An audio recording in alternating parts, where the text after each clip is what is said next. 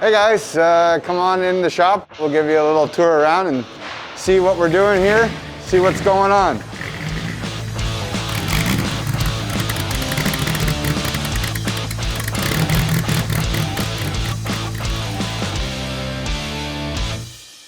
This is kind of where we disassemble cars, look at them for differences between the years, assess what parts need to be made, and we do a little bit of restoration work here.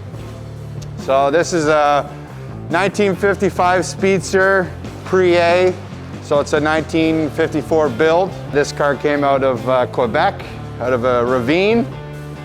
As you can see, there's not much left of it. Pretty deteriorated, but this car will see the road again one day. So right here we have a couple more 356s. This is another Speedster, and this is a 1960 Roadster. This is one of the cars that we used for digitally scanning when we were looking at building a complete Speedster body. So this is the one of the 5 cars that we scanned in order to get our 3D data. This car, believe it or not, we were driving it about a year and a half ago. Beside that, we have a 1939 white cab over. It's just kind of a personal project. Only gets worked on when we have spare time, which is never. Both cars will get full restoration. Currently we're making harnesses for 911s, 356, 914s, BMW, and anything custom, take care of that for you too. We got Bert here and Peter over there, a couple of our wiring craftsmen that you've probably seen in a couple of other videos. These two guys are in charge of making all these firing harnesses that you're receiving, putting in your cars. So right here we just have another harness they're building, getting ready to build. What do we got here? An 82 to 83 911 SC engine harness. And then behind you we have a 914-6 that we use to model up our complete harness for the 914-6. So yeah, when building a complete harness, it's nice to know that every single length of wire is the correct length. It's reaching every spot on the car that it needs to be. So this car was a perfect candidate because it needed a brand new wiring harness and gives us the opportunity to check our work.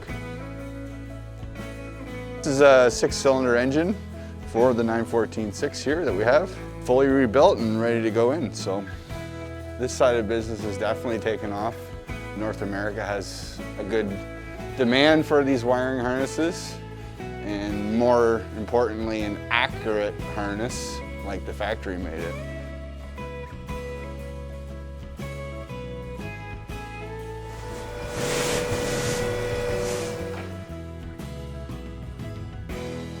Basically, I have all our 914 inventory is over here, 911 inventory is here, and then 356 inventory over there. And then a lot of our wiring products is all on this shelf here. Packing a big order for our distributor in Europe. Our big customers are in the US, like in the southern states. Our distributor in Holland, so he takes care of all of Europe.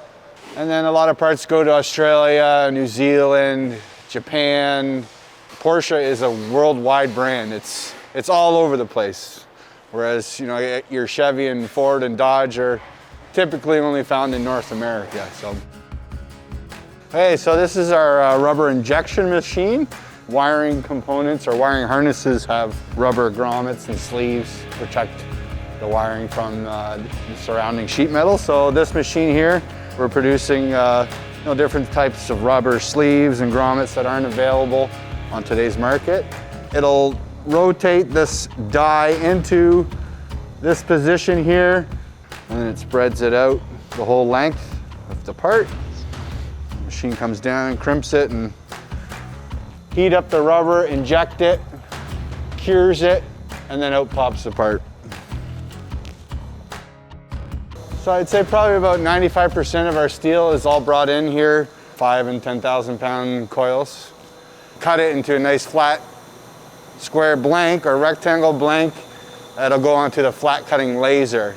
If it's not nice and flat, then the machine is going to have a lot of difficulties reading all the different height variations. You know, make a good stack of 100, 200, 300, how many it may be, and then it'll go off to the press to get stamped. So like a lot of hand work gets done here, stuff that needs a little bit of finesse. So we have 6 different presses, all ranging in size and tonnage. This one here is probably our oldest, made in the 40s, and it's a 500-ton Southwork press, so all hydraulic, so that we can gradually bring it down to control the flow of the metal and get a part that has no wrinkling or tearing. This is a specific blank for this 356 longitudinal. Pretty unique shape to it in order to get a good part with no wrinkles or tearing. So after this part is stamped, it goes over to the 5-axis laser, and we'll trim a left and a right out of one stamping, off to the next step, finally onto the shelf. So we're constantly developing new product. There's always a demand for a specific part because Porsche did a lot of changes over the years, and that's where we kind of step into the market, is we're developing parts that are very specific to each year, each model, whereas a lot of parts are produced to cover a whole span of years. So they're more of a generic part, where we're products that aren't available on the market. So this is one of the 6 mills that we have here. Right now we're carving out the tooling for our 356 Speedster engine lid.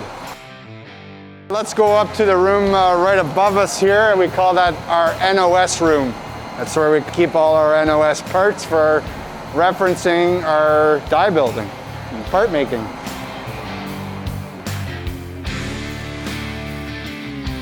(911) parts, we got 356 parts, 914 parts, all different year ranges.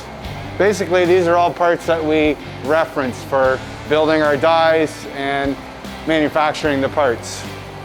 So a lot of these parts here are still original from the 50s, 60s, and 70s when the Porsche was manufacturing the whole cars.